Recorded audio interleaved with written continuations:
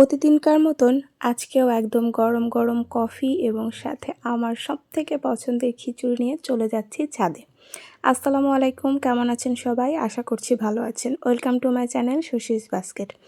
পুরো ভিডিওটা দেখে মন্তব্য করলে অবশ্যই খুশি হব, আর না দেখলে কি আর করার বলেন, কিছু তো করার নেই আমার, তাই না?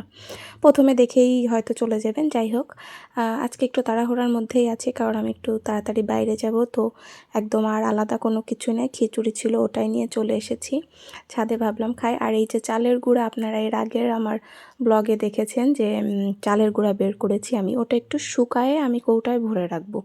এগুলো তো চালের গুঁড়াটা ফ্রিজে থাকে, ডিপে রেখে দিয়েছিলাম, আমি একটু গুঁড়া রোদে দিয়ে শুকনা করে বাইরে রেখে দেব, তাহলে ওটা আমি স্ক্রাব হিসেবে ব্যবহার করতে পারবো। আর দেখলেন তো আমাদের ছাদ বাগানে কিন্তু একটা ঢ্যাঁড়স ধরেছে, বা ভেন্ডি যাই বলে। আর এই প্রত্যেক দিনকার মতন একটু গাছপালা দেখি আমি, সেটা তো আপনারাও দেখেন আমার সাথে সাথে, তাই না? তো তাড়াতাড়ি করে এই যে আমি নাস্তা করে রুমে এসে রেডি হয়ে গেলাম তাড়াতাড়ি, কারণ আব্বু অলরেডি রেডি হয়ে গিয়েছে। আমার হচ্ছে একটু ব্যাংকে কাজ ছিল, একটু কেনাকাটা ছিল, আবার হচ্ছে আব্বুর একটু কেনাকাটা ছিল। তো এই তো পরে তাড়াহুড়া ছিল, তো এই জন্য পরে দেখেন আমাদের রাস্তা যে সারছিল অর্ধেক সেরে আবার রেখে দিয়েছে, মানে বন্ধ হয়ে গেছে কাজ।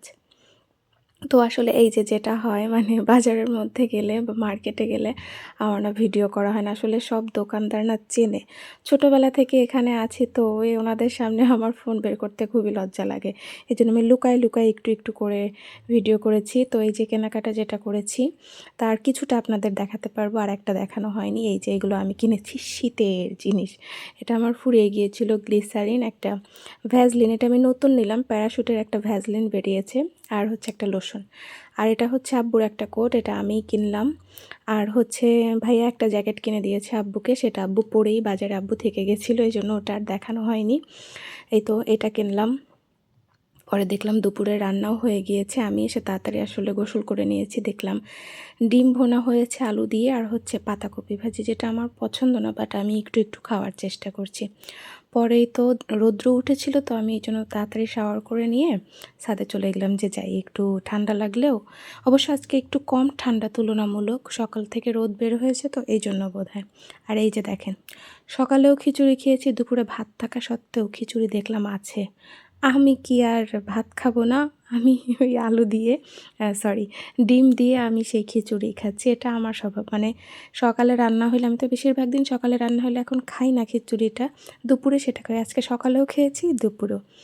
পরেই তো খাওয়া দাওয়ার পর একটু কী যেন করলাম, তারপরে হচ্ছে বিকালবেলা ভাবলাম যে আম্মু আর বৌমনি ছাদে ছিল, তো হঠাৎ করে আমার মনে হলো আজকে আমি, বাসায় আমাদের এত চা খাওয়া হয় না, আর দুধ চা আমি ছাড়া কেউই তেমন খায় না। আমি ভাবলাম ঠিক আছে, আমি ওদের জন্য একটু চা আর ঝটপট পাকোড়া করব। তো পাকোড়া করতে গিয়ে, নুডলসের পাকোড়া করতে গিয়ে দেখি বাসায় পেঁয়াজ নেই। তো ছাদে যে আমার যে পেঁয়াজ লাগানো হয়েছে সেটার পাতা নিয়ে এসে কুচি কুচি করে কেটে তাড়াতাড়ি করে আমি চা বানিয়ে পাকোড়া বানিয়ে চলে গেলাম ছাদে। পরেই তো একটু সার্ভ করে দিব সুন্দর করে, একদম কাপ পিস নিয়ে, একদম মেহমান বাড়ির মতন করে। তো এইভাবেই আজকে আমার দিনটি আমি পার করলাম। কেমন লাগলো আমার এরকম ব্লগ জানাবেন অবশ্যই। সবাই ভালো থাকবেন। আল্লাহ হাফেজ।